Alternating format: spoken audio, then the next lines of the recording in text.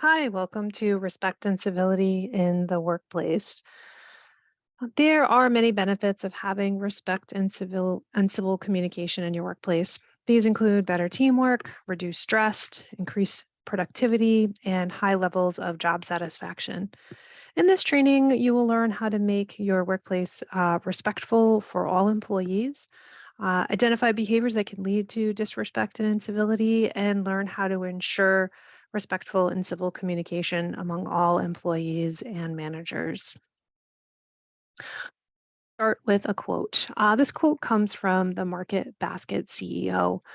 And his quote is: "If everyone in the workplace is equal and treated with dignity, they will work a little with a little extra passion and a little extra dedication." Not sure if everyone here is familiar with the story of Market Basket, but Market Basket was a family grocery chain that started in the I think around 1917 or so. And it was a family run business passed down to the generations. There were two cousins. There was an Arthur T. And then there was another Arthur, I believe, Arthur S. And there was a dispute back in 2014 where one of the authors ousted the other Arthur, and Arthur T was the one that had this philosophy about treating people with dignity in the workplace. One of the things that he was known for doing was learning all the employees' names that worked at many different locations. He was also good at remembering details about people, and he would just ask simple questions of, how are your kids? How was your birthday? Things like that. And because this was his way, when the division happened, when he was ousted, the employees of Market Basket, as well as some of the customers, began protesting, and ultimately, Arthur was restored. So, not only do our respect and civility good to have in the workplace, but they also can help build loyalty. So, why is it important to have respect and civility as a training in the workplace? Well, one of the things that we know is that workplaces that promote respect and civility have better morale, better productivity, and less turnover. The other thing that we know that can happen in the workplace is after 30 or so years of having recommending sexual and discriminatory harassment in the workplace, the EEOC began reviewing some of its literature to see what was happening and what was working. Is there a way to have some trainings that are more impactful than others? And one of the things that they found were that workplaces that had civility, that had respect, were less likely to have sexual harassment or discriminatory harassment claims filed in them. So they started recommending respect and civility training in the workplace to all all businesses as a way that if you don't have this foundation, then it's going to be really difficult to curb sexual and discriminatory harassment. And then regular trainings on this on respect and civility help individuals to identify their strengths as well as some of the potential blind spots. And as we go a little further into this training, there'll be a an assessment quiz that can help you to figure out what you're doing well and what you might want to do differently. So, what is respect and civility in the workplace anyway? So, we have a couple of definitions here. We have respect being defined as showing positive feeling towards someone whose qualities and traits that you and other people admire. So, it's showing positive feelings. And then civility is showing politeness or courtesy or consideration when interacting with others. But to go a little bit deeper, people who study civility in culture and business say that being civil depends on our ability to have certain skills in place. And so, one of the things that they talk about is that civility depends on our ability to recognize and manage our emotions. So, if I were to ask you how many emotions on average can most people identify, people might say six, some people might say nine, some people might say 20. It's all over the map. But really, what it comes down to is people generally can recognize three emotions: happy, sad, mad. And happy, sad, mad doesn't really cover all of the nuances that people can be experiencing. So, the more emotions that you are familiar with, it's going to make it easier for you to recognize. And when you can recognize the difference between stress and being overwhelmed, it's going to allow you to be able to handle yourself better. And then the other thing that depends on being civil is our ability to recognize and manage other people's emotions. So if we can't recognize our own, it's going to be very challenging to recognize and help other people manage them. Another thing is appreciate differences. So it used to be they used to use the word tolerate differences, but really they've switched now to appreciate. So if you have many different generations in the workplace, can you appreciate the strengths of the boomer generation versus the Gen X versus the Gen Zs and the millennials? Can you appreciate those types of differences that people bring? And then, if you are going to get into some kind of disagreement, which happens in the workplace, can you disagree with others without making things worse? So, we know from conflict management training that people often um, do not like conflict. The preferred way to deal with conflict is to just avoid it and pretend that it's not there. There are some people who are more comfortable with conflict, and then there are some people who are a little too comfortable with conflict. But the thing is if a disagreement does arise between you and a coworker, can you engage in that without making things worse? And then another thing that depends on is our ability to use compassion and empathy. So these terms, compassion and empathy, can be defined differently, but I'm going to define them today in terms of compassion, meaning recognizing the pain and suffering that somebody else is experiencing and wanting to act with kindness towards them because they are experiencing a difficulty. So, compassion is being moved to act with kindness, where empathy is being able to recognize someone's emotional response to a situation, usually to something that can be quite painful that they're going through, and be able to be with it without getting overwhelmed by it or without judging it or being disgusted by it in some way. Empathy is learning how to hold space and recognize and even name someone else's emotion. So, oh, you seem really upset. Because oftentimes, when somebody is in a place where they're visibly showing that they're upset or they're stressed, they might not even be aware of it. So, by naming it for the other person, you can help them figure out if that is what's happening and help them. That's one of the ways you can help someone else regulate their emotions.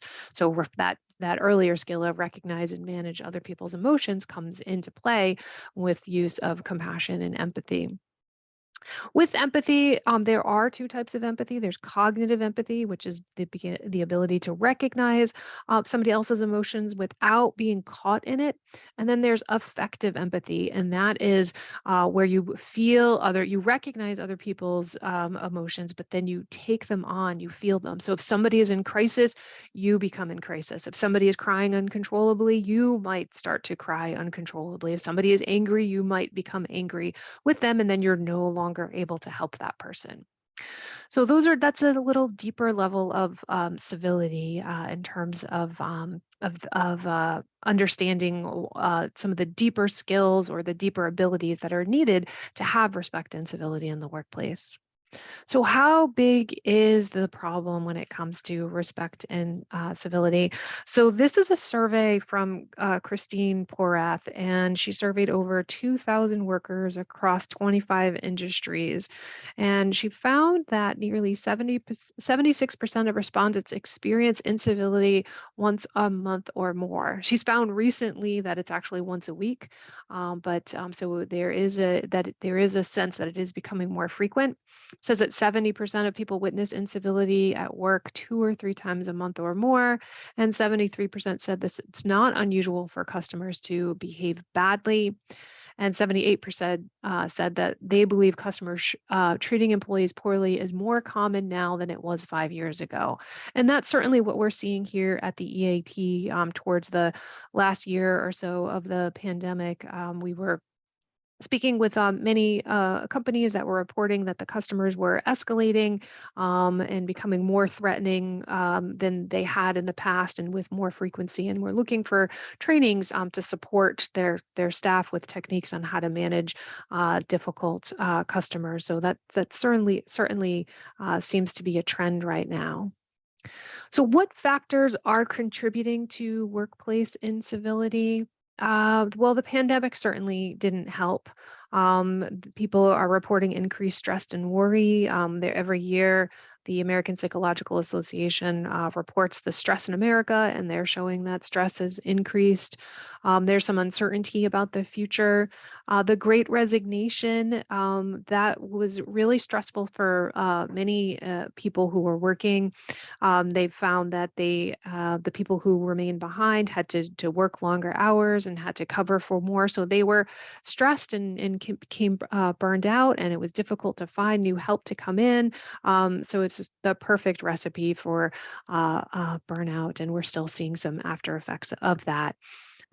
Everyone seems to be more on edge. If you think about during the pandemic, all the things that you were dealing with, you were probably not at your best.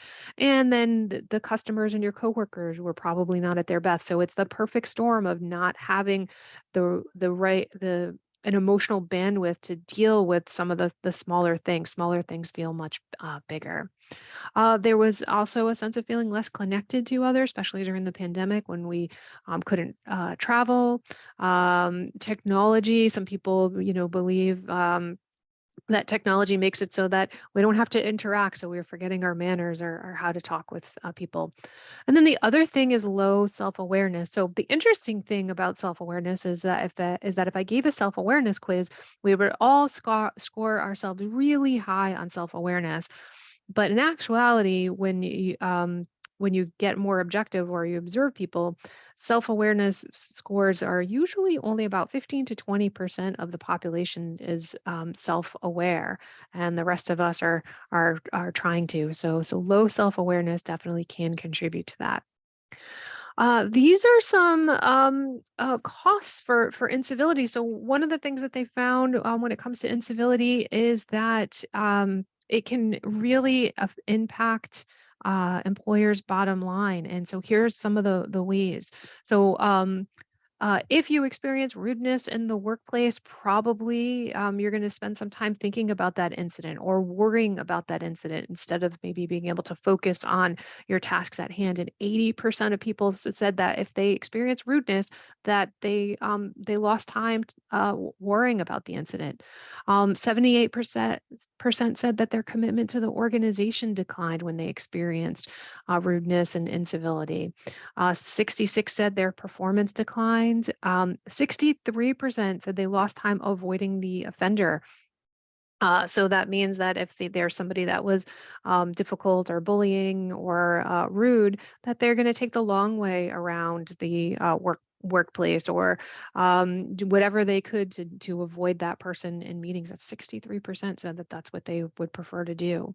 48% said that they decreased their work ethic. 25% admitted. So this is just who's admitting, but 25% admitted that they took their frustrations out on customers. 12% said that it ultimately left to them leaving their job. And then the other thing, if there's any supervisors or managers on the call, they estimate that supervisors spend about 7 weeks per year repairing incivility at work. So that's about 13% of your time.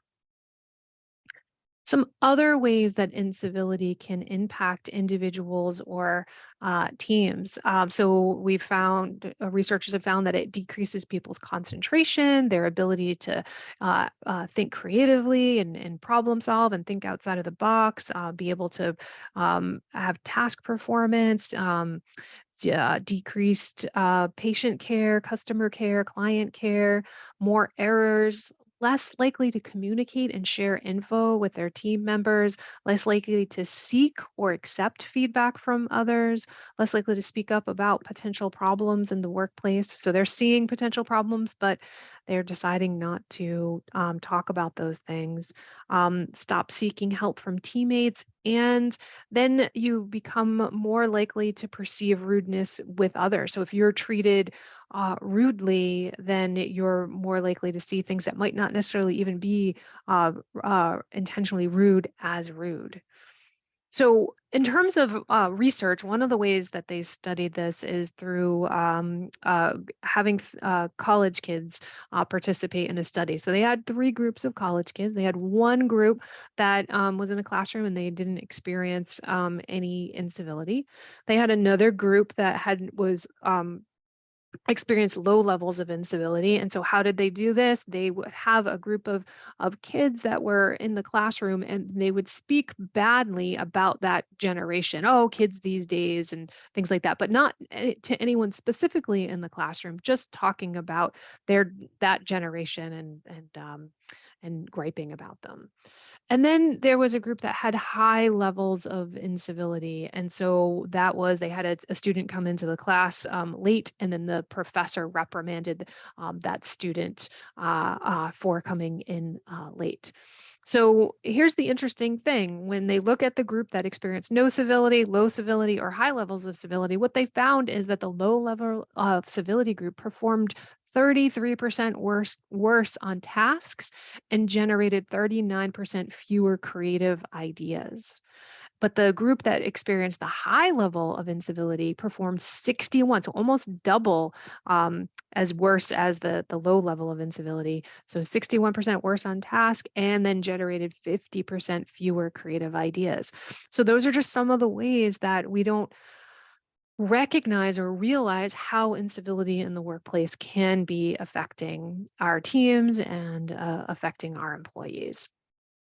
So one of the other things that's important to know about incivility about is how it is perceived. And incivility is always perceived as morally wrong. So if you witness a boss yelling at an employee, or if you witness two employees snipping at each other, as a witness, it will be perceived as wrong. And in fact, where they've studied this, they've had uh, two employees snipping at each other in front of a customer, and then they would ask the customers later on what was the chances are that they would recommend that product or service. And customers said that they 80% were less likely to recommend to use that company's product or services if they witness incivility among the staff. So that's another way in which incivility can affect your business.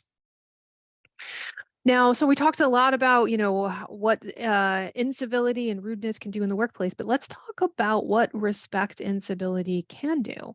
So one of the things that it can do is it can improve team performance by what they call psychological safety. So what that means is that if you have a group of employees and, of course, new employees are going to make mistakes and all of those types of things. So instead of being in an environment where people are afraid that they did something wrong. So it's psychological safety is more about what did you learn, and so that can help to make it freer for people to share ideas, and if they do make mistakes, that it's a learning, a growth path, not something to be ashamed of or feel guilty about. Other benefits of civility, there's more loyalty to the team, to the company, 59% more likely to share info, 72% more likely to seek advice, 56% report having better health and well-being, 89% report having more job satisfaction, 26% report having more meaning and purpose, and 55% report feeling more engaged just because of having respect and civility being embedded into the work culture. So here we have a quiz. This quiz comes from Christine Porath. You can go to her website for a copy of this quiz, or if you go to her book, the quiz is there. But basically, what this is you're going to be looking at these and then rating how well you did on the quiz. So just take a minute to go through. This and speed and rate yourself in terms of how likely you are to engage in these, or how unlikely you are.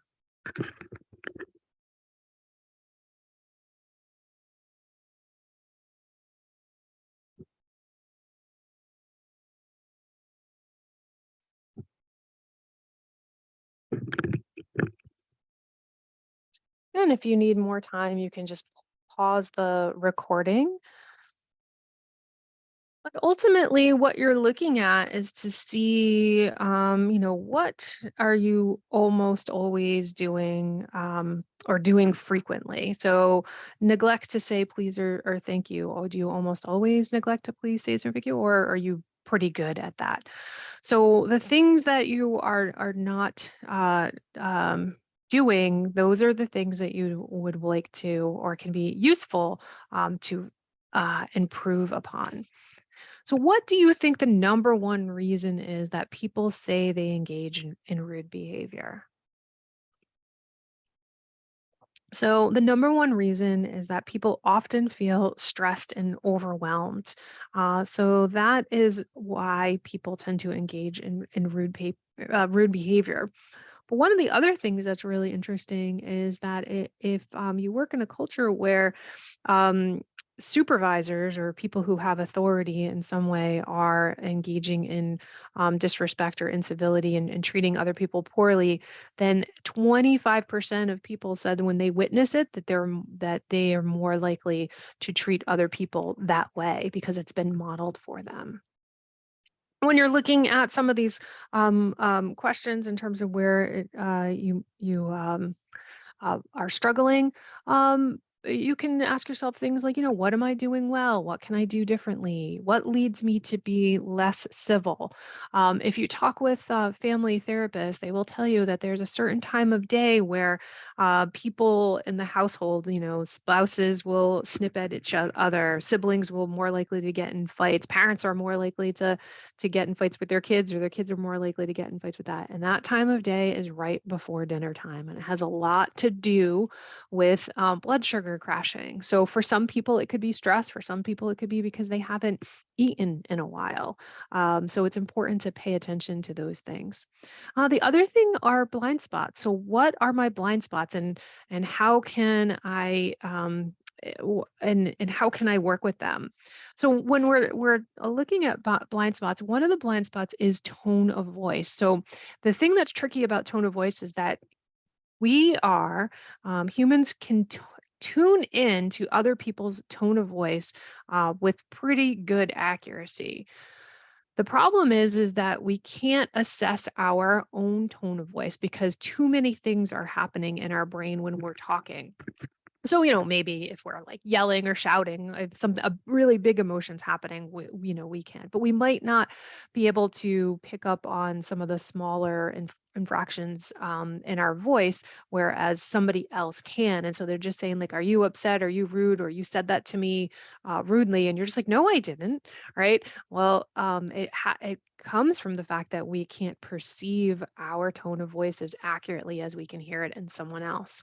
The other blind spot is facial expressions. Again, big facial expressions. If you're smiling or your eyebrows have, raised, you can feel those things. But we have so many micro expressions, so many tiny movements that are happening in our face, and we can't sense them. The other people are picking up on them, but we don't necessarily know what we're communicating there. And then the biggest blind spot that we have is how we judge ourselves. So we tend to judge ourselves based on our intentions. I didn't intend to be late. I didn't intend to upset you. I didn't mean anything by it, right? Our intentions. But others judge us based on how our behavior impacts them. And especially if it's a pattern of behavior, right? So you're probably fine if a coworker's late to like one meeting or it's infrequent. But if it's all the meetings and you start to notice a pattern of behavior, or they're always calling out sick, or they're always rude, or they're always canceling last minute, or they're always no showing, or whatever those behaviors are, then that person might be willing to let themselves off the hook, but coworkers and colleagues aren't. So be careful if you find yourself getting into that pattern there. And so, how can you work a little better with your blind spots? So, one thing that you can do is routinely take this civility quiz. You can go to Christine Porath's website, or you can find it in the book. But do this at least once a year to see what you're doing and what you can do differently. The other thing that you can do is you can ask others about your blind spots. So, one way is you can take this quiz, and if you have somebody that you trust in your life, whether that's your partner or sibling, or could even be a coworker, you can take it and then you can share it with them and say, do you agree with this, or do you think that I'm different? So that in different spaces on that. So that's one thing. There's even civility coaches out there that can help you with that. You can increase your social and emotional intelligence. There's plenty of books out there around this subject. You can increase your window of tolerance for stress, your stress tolerance. So if you're somebody that is um, prone to getting easily overwhelmed by stress, there's things that you can do, certain things like exercise and meditation. There's different things that you can do to help increase your stress tolerance. You can also reflect and ask for feedback. So if you had a difficult interaction with a customer or with a coworker, and you're not, you feel like there might be a better way to have handled the situation, but you're not sure how, you can ask for feedback from somebody that you trust in the workplace to see what it is. So maybe there's a person who's just like, oh, I'm just having such a difficult time with this coworker, but like I noticed that Sally doesn't have a difficult time interacting with her. Maybe I can ask Sally how she handles that situation and see if I can get some tips there. And then the other thing is really stress management and self-care. So if you're not getting enough sleep, you're going to be irritable. If you're not eating, your energy is going to crash, and that can cause problems with rudeness and incivility.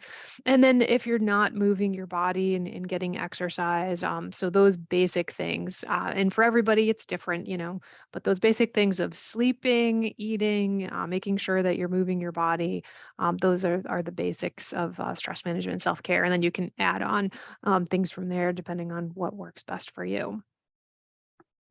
So, of 200 behaviors that are out there, researchers look to see what behaviors could account for making a good impression. So, there's 200 behaviors that they chose from, and it came down to two that have to do with how we make a good impression. And those are warmth and confidence. So that means how friendly are you and how smart are you? And that accounts for 90% of making a good impression. The thing that's interesting about this is that we often try to prove ourselves with competence without warmth. And the thing that's interesting about that tactic is that it's actually easier to assess how warm and friendly somebody is versus how competent or smart they are. So we often lead with our competence, we leave out the warmth, but it's really the two working together that make the difference. And then in one study, the U.S. Navy was looking at the most efficient and prepared squadrons, and they were trying to see what the common denominator about that was. And what it turned out to be is that the leaders of the most efficient and prepared squadrons had both warmth and competence together. So they had both of those skills there. So some civility basics, acknowledge others. And there was one healthcare setting that implemented what they called the 5-10 rule, meaning that if you're 10 feet away from somebody, make eye contact and smile. So whether that's a coworker, whether that's a patient, whether that's a patient's family, whether it's just somebody roaming the halls, 10 feet away, make eye contact and smile. 5 feet away, say hello. And this very simple gesture did some amazing things for the organization. First, patient referrals jumped. The other thing that jumped was patient satisfaction scores. So it really helped this and employee scores in terms of how satisfied employees were in the workplace. So just by implementing something as simple as this, they found that it really benefited their patients, it benefited their employees, and it made it so that more people wanted to refer business to them. Some other civility basics are smile. On average, adults smile about maybe 5 to 20 times per day, but children smile up to 400 times a day. And there's all kinds of benefits with smiling. It's better for your health, for your blood pressure, laughing, all of that. So, smiling.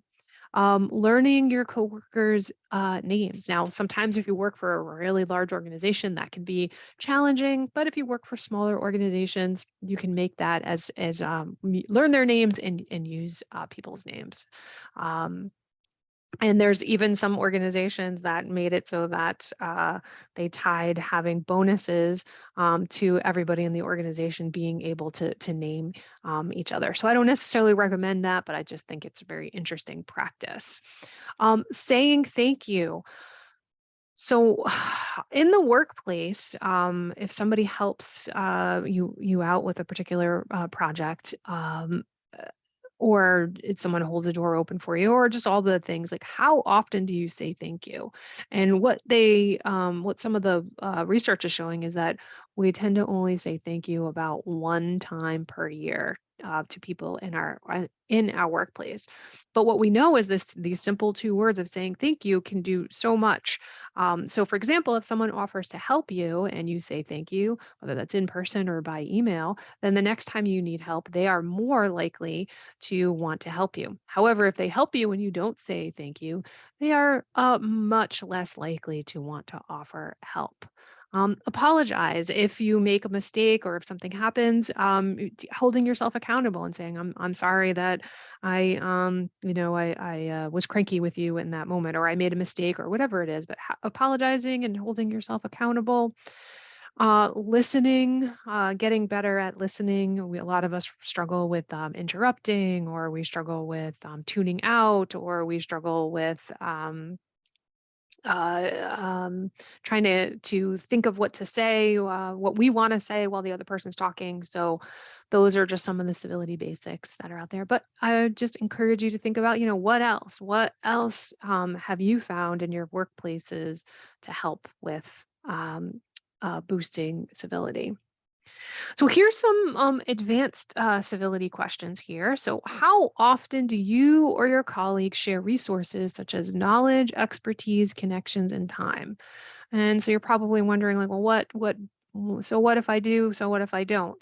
Well, interesting thing is that only about 3 to 5% of employees do this regularly, but the best performers shared 2 times as many resources as average or low performers. And it helped them to feel more meaning and purpose, and they had better relationships at work. So there's a lot of benefits from being able to share resources and knowledge and expertise. Is it part of your workplace culture to appreciate others' efforts, strengths, and contributions? So the benefits, employee engagement is 3 times higher. There's more job satisfaction, and they're less likely to quit if you have a culture where you're showing appreciation. And the other thing that's important around this is if you're showing appreciation, make sure you're doing it in a way that's meaningful for them. If you have an extrovert who doesn't mind having public attention, then thank them publicly. If you have someone who's a little more on the introverted side, a little more reserved, they might want to be thanked privately. Some people are happy with in person. Some people are happy with over the phone. Some people are really surprised to get a handwritten note. So how can you make make it meaningful to the other person?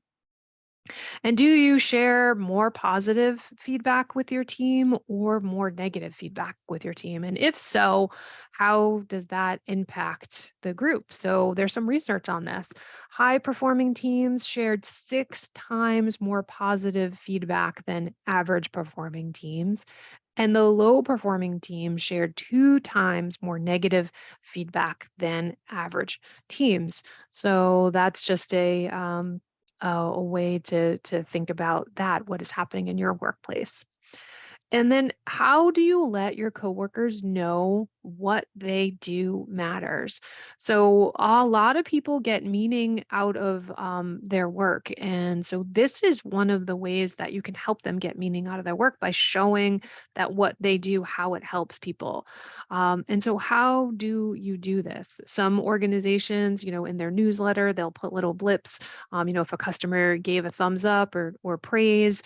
Other people will start off their team meetings that way to make sure that they're communicating when good things happen. Because probably the only time you hear things is usually if someone's complaining, right? We never hear all the good stuff that's happening. So finding a way to showcase that. And then we'll come over to technology and e-civility. This can be subjective. I know that there are some workplaces where it's perfectly fine to have your laptops out or to be, there's an expectation for you to be checking your cell phones. And then there's other team environments where it's less clear if it's acceptable or if it's perceived as rude. So that's where you have to check in with your work culture. How is it perceived? And if it is perceived as rude, then adapting accordingly. Emails can get us into lots of trouble. So, what time are you sending your emails, and are you sending them outside of business hours? I've seen this a lot more recently from people where they might be responding after hours, like 11 o'clock at night or something like that, and they'll have in their little signature line that says, my hours may not be your hours. Please feel free to respond to this during your normal business hours or something like that. Or you can always use a delay delivery feature to send things out. But it's can be useful to say that there's no expectation that someone needs to reply to this at 3 o'clock in the morning if business hours are 8 to 4, 9 to 5, whatever they are. And then another big thing that can get us into trouble is knowing when not to send an email. So, sensitive issues, discipline, emotions running high. It seems like common sense, and yet at least once a year, you'll see a news story somewhere saying that a company sent out their layoff notices to people via email versus letting people know in person, or people find out that they did something wrong through email, not through a phone call or an in-person connection. Or the other thing that gets people into trouble is their emotions are running high. They're feeling angry, and they write their response when they're in that emotional state, and then that can cause some problems. So those are just some things to be aware of when it comes to e-civility. And specifically about email etiquette, here's a couple of tips. There's lots of tips out there, but here's a couple of tips. So when you are filling out the to line, who is the email going to, make sure that you fill that out based on rank or responsibility of a particular assignment. Avoid sending emails when upset. Uh, Give yourself some time, and if you do that, I think another one is make sure that you don't even put you don't tempt the fates and even put their name in the email line, just in case you accidentally press send. So if you need to do kind of like a therapeutic Passover, and then a couple of hours later, take it down a notch or two. We don't see this as much, but every once in a while at the EAP, we get people referred to us because they're typing in all capital letters, which is considered people yelling. So avoid the all caps. And then, of course, avoid email for sensitive issues.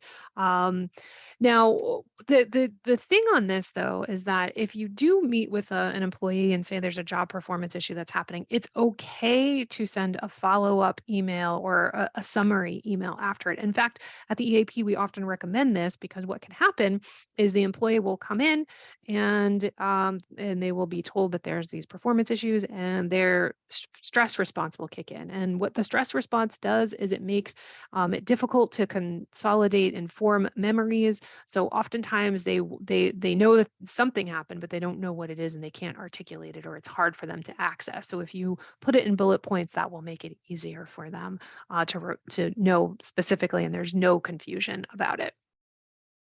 Another thing to worry about is avoid forwarding emails that may embarrass or make someone else look bad. So be careful with that. And the other one is if you wouldn't say it in person, don't put it in an email. And then, of course, there's plenty of other things. So anything else that you can think of as well. So ability. I bet you didn't know that there is National uh, Awareness Month for Civility, and that month is the month of August. And then there's also International Civility Month, Awareness Month, and that is May. So August is in the United States, and then you probably didn't know that. So here's some things that you can do to have fun with civility, and perhaps Civility Awareness Month is a great time to sort of introduce some of these things. So you can consider weekly civility challenges. Some are, encouraging people to hold the door open for 5 people or resist the urge to point out others' mistakes. You can look at the respect and civility quiz and see if there's things on there that you can do, or you can invent your own. The other is if you're trying to get buy-in for your team on civility, the best thing that you can do is ask your team, what are you willing to hold each other accountable for? What behaviors are you willing to hold each other accountable for when it comes to respect and civility in the workplace? And then recognize and reward civil behavior. So you can do this at the start of your team meetings. And here's what it can do for you.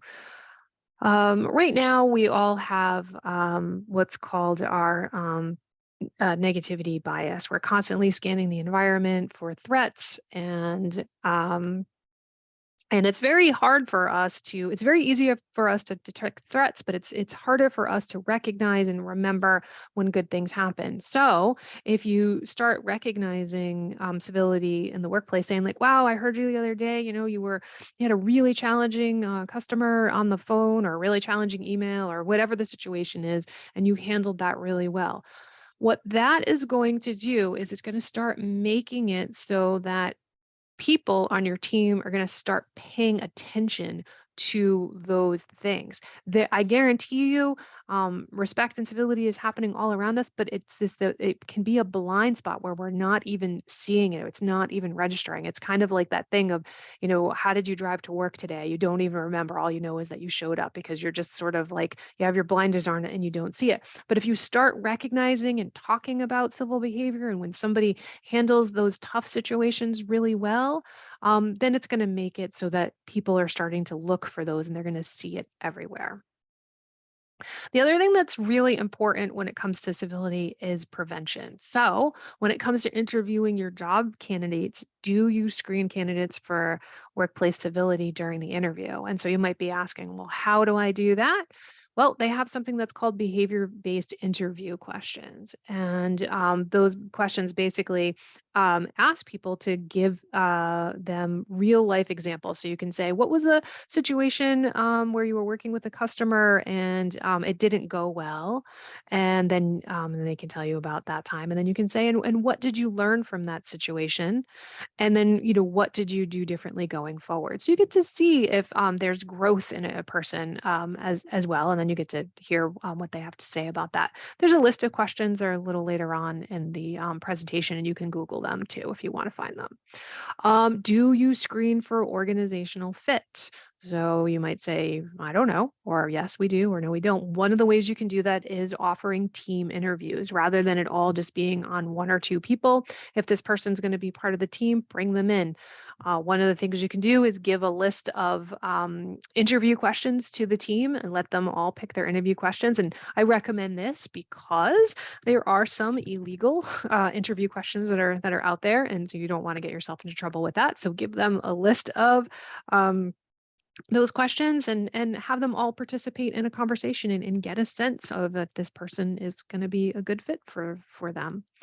And then reference checks. So, there's some legality about what you can ask and what you can't ask. I think one of the questions that's been tried and true is, would you rehire this person?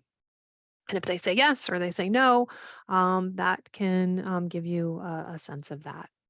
So here's a list of behavior-based interview questions that the Harvard Business Review, this is from a 2016 article, How to Avoid Hiring a Toxic Employee. And these are the questions that they recommend for that. So you can go there and ask those. Also, do you have policies that promote civility in the workplace? So, do you have an employee code of ethics and business conduct? Do you have a diversity, equity, and inclusion policy? Do you have a sexual and discriminatory harassment policy? Do you have a workplace bullying policy? So, these are all policies that you can find on SHRM. They have sample policies there for you, and you might already have them in your workplace, or you might want to develop some of those as well. And then in terms of resources, Mastering Civility by Christine Porath. You can also go to her website for that Respect and Civility work quiz, but it's also in the book. Some other books are Seven Forms of Respect, A Guide to Transforming Your Communication and Relationships at Work, and Respect in the Workplace as well. So those are some resources for you.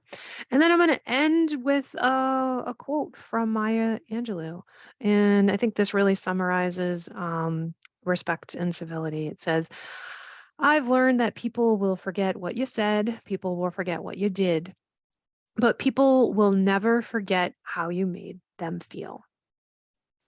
So I hope that this training helps you to understand the importance of respect and civility in the workplace, give you some ideas of how to bring it into the workplace as well. So thank you all so much. Hope you have a great rest of your day. Take care. Bye.